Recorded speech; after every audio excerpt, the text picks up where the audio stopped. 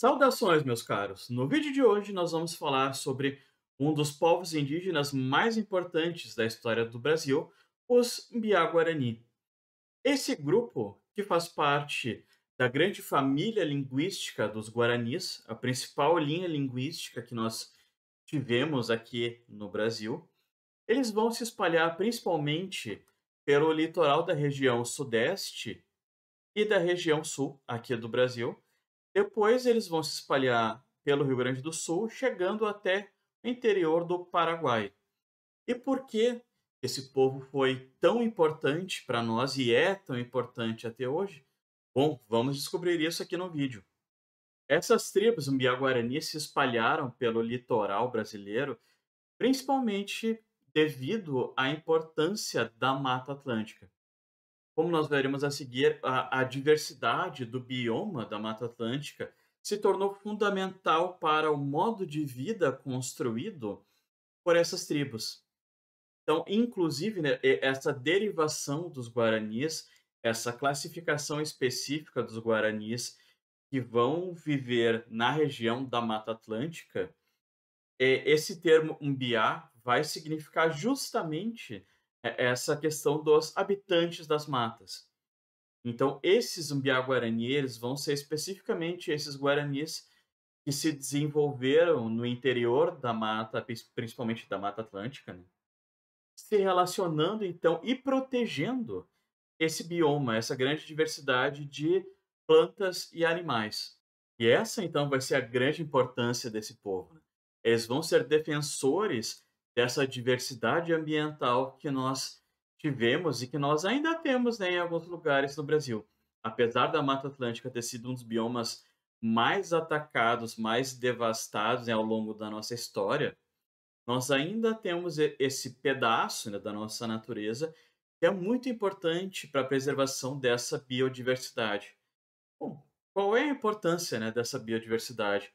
Por que a gente tem que falar sobre isso num vídeo de história, né, sobre natureza, plantas e animais?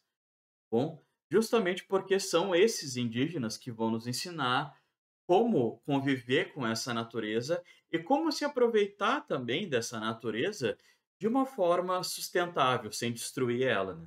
Esse conhecimento sobre a natureza construído ao longo de séculos pelos Umbiá-Guarani, eles são muito importantes para nós, para a nossa sociedade atualmente, porque elas são uma fonte importante para que a gente possa construir uma nova relação com a natureza, uma nova, eu digo, né, para essa sociedade brasileira colonizadora, né, baseada, né, numa forma de vida europeia, porque, enfim, né, os indígenas já tinham essa ligação com a natureza.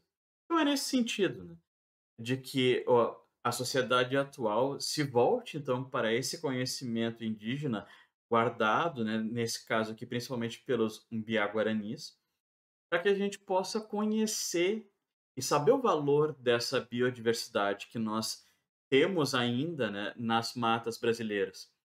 Então, como esses indígenas lidavam com esses vários recursos naturais? Bom, primeiramente, em relação aos recursos vegetais. Evidentemente, eles usavam para alimentação, buscavam vários vegetais, frutos, legumes, raízes diferentes para alimentação, mas também eles usavam bastante para a medicina. Então, esse conhecimento, né, que foi construído ao longo do século sobre plantas que tinham então, propriedades medicinais para diferentes problemas de saúde que esses grupos pudessem ter. Essas plantas também eram usadas para cestos, para artesanato, para fazer tinta, tanto tintas para o corpo, né, com pinturas corporais, quanto tintas que seriam usadas para cerâmica, enfim.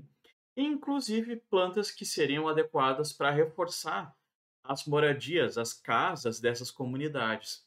Então, esses recursos vegetais disponíveis na natureza, eles podem ser explorados, eles podem ser utilizados por nós de forma tanto rentável quanto inteligente, sustentável, sem precisar destruir a mata para descobrir usos para esses recursos. Além disso, esses indígenas também caçavam, eles precisavam conhecer o ciclo de vida dos animais tanto para descobrir como caçar com mais facilidade, né? Mas também, principalmente, para não desequilibrar a população dessa diversificada fauna das matas, porque esses povos tinham consciência de que se eles caçassem tal tipo de animal enquanto eles tivessem um período de reprodução, possivelmente essa população daquela espécie diminuiria no próximo ano. Outra estratégia interessante desenvolvida pelo Zumbiá-Guarani era a prática de visitações, de trocas, de compartilhamento, tanto de informações quanto de sementes, de mudas de plantas que de repente não tinham em uma região. Eles iam lá, visitavam comunidades ligadas entre elas por laços familiares, né, por relações de parentesco, entre diferentes tribos que existiam dentro de uma mesma zona, mas de localidades, de regiões diferentes dentro dessa zona. Então, eles vão fazer então esse intercâmbio entre eles. Então, a partir daí, tu consegue aumentar a diversidade de cada região e construir também redes de solidariedade entre essas diferentes tribos. Não estamos dizendo aqui que os guaranis eram essencialmente pacíficos.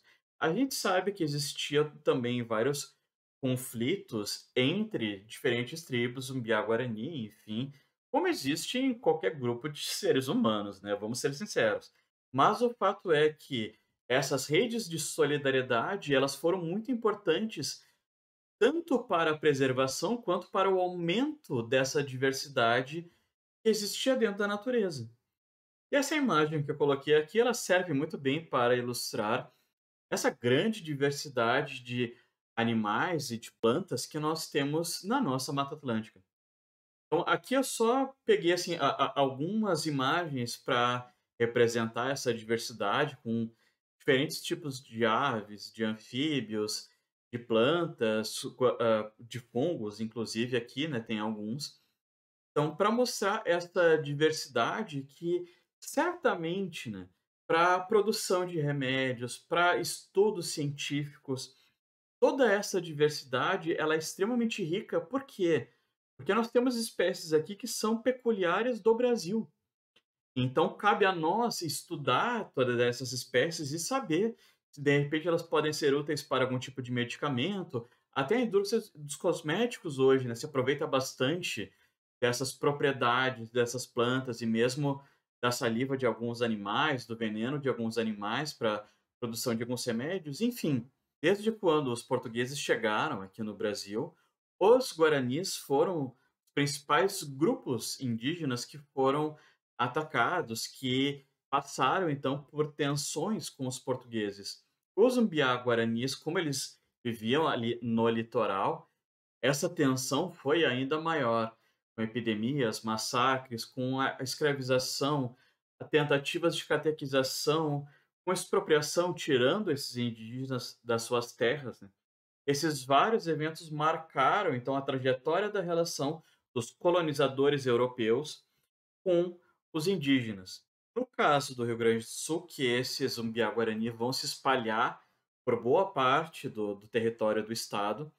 Então, aqui no Rio Grande do Sul, grande parte das comunidades indígenas que ainda existem, que fazem vários movimentos de resistência, de preservação da sua forma de vida e, ao mesmo tempo, né, do ambiente das matas, dessas questões ambientais, nós teremos principalmente os Mbiá-Guarani, como nessa imagem que eu destaquei aqui, de uma manifestação que teve em 2019 em Porto Alegre, para a reivindicação então dos direitos dessa comunidade de viver dentro desses territórios de preservação ambiental também, porque eles precisam justamente dessa preservação ambiental, dessa diversidade vegetal e animal, para que eles possam então manter a sua forma de vida.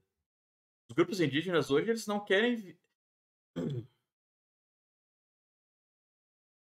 esses grupos indígenas que estão reivindicando essas terras, eles não querem essas terras para plantar, para derrubar e fazer plantação de soja.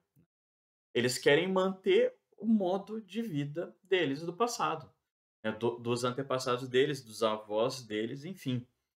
Então, e a gente sabe que esse modo de vida é justamente uma das questões vitais para a preservação do nosso ambiente atual. É do que sobrou da nossa Mata Atlântica, por exemplo. Então essas comunidades indígenas, elas fazem parte da nossa história.